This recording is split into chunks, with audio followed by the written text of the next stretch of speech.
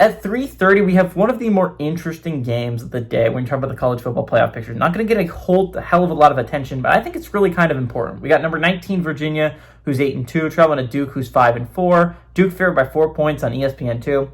Chandler Morris has gone 192 at 288, thrown for 2,088 yards, 12 touchdowns, 5 interceptions.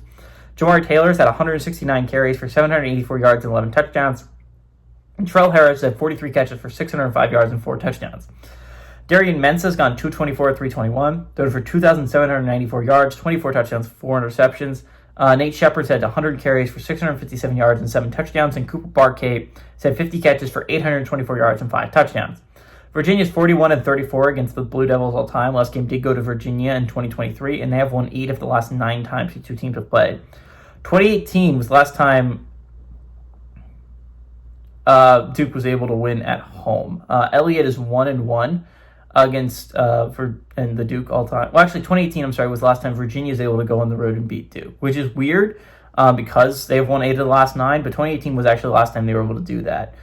Elliott is 1-1 against the Blue Devils during his tenure as the Virginia head coach, and this game's really interesting because they're both coming off rough losses. Like, if you're Virginia, that loss to Wake hurts so much because not only was it such a close loss, but you lost your starting quarterback in, the second quarter. If they have him for the whole game, they probably beat Wake. The bright side for me, if you're Virginia, is number one, Wake's not the worst loss to take on planet Earth. It's honestly not even your worst loss of the season. That is by far a home loss to NC State at a conference. Second bright side of Virginia, you still kind of control your own destiny here, right? If you beat Duke, the most that could happen is there's 3 teams tied for first place. It'll be really interesting. Georgia Tech will definitely win that tiebreaker. I would be interested to see who wins the tiebreaker between Virginia and SMU, if that's the case. But if you're Virginia, you just hope SMU takes care of that just on its head, right? And Louisville just beats SMU outright. That's the second bright side for Virginia. They still have a great shot to go into the ACC championship and playing their way into the college football playoffs. Third bright side is right now for me, Virginia's still the 11th seed. I still have them in my college football playoffs. Now, to be fair, Virginia has played an extra game than some of the teams I have behind them. Utah still has 3 games left to play. Virginia only has 2. And this is the only game that will really help their college football playoff picture. And it's not really that much, even on a road game against Duke, right? That's the downside, right? Utah, Oklahoma, and Texas, and Vandy. Vandy less so. Vandy doesn't really have that many opportunities to build on the resume. Again, only 2 games left, just like Virginia. But Oklahoma and Texas both have 3 excellent. They've games left on their schedule to add to that resume. If Oklahoma and Texas both win out, they take Virginia's spot. That's the downside for Virginia. You're definitely looking at the other first 4 out, and you're hoping they lose.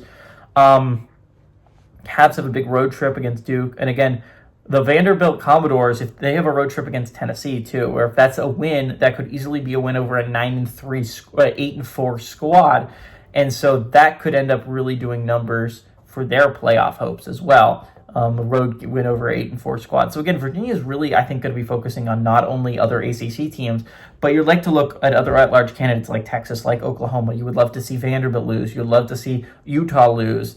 The bright side for Virginia is you still have tiebreakers, right? Virginia has a tiebreaker over Louisville, and Louisville has a tiebreaker over Miami. Miami has a tiebreaker over Notre Dame, and Notre Dame has a tiebreaker over USC, and USC has a tiebreaker over Michigan. When you're looking at these 2 lost teams, Virginia should theoretically have tiebreakers over most of them as long as the chain stands. Now, there's a great chance that the chain doesn't stand. If a chain breaks in this chain, that's a bad thing, honestly, if you're Virginia. If Louisville was to lose another game, if Notre Dame was to lose another game, if Miami was to lose another game, this breaks the chain. And now Virginia still has a better resume than a lot of the teams I just mentioned, but not all of them. They don't have a better resume right now than USC. The only thing dragging that down is the chain.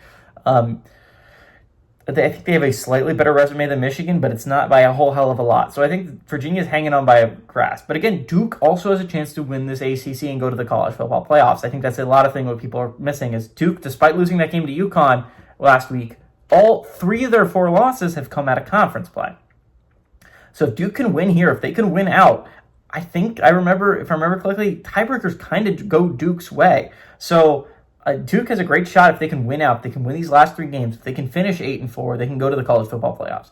All that being said, I think Virginia is a good squad this year. I thought that this was the game they would get caught, but they got caught in the Wake game. I think there's a saying that good teams don't lose 2 in a row. I think Virginia's a good team, and I don't think they lose 2 in a row. I think Virginia can find a way to go on the road and they beat Duke. Give me the Cavaliers to pull off the upset on the road.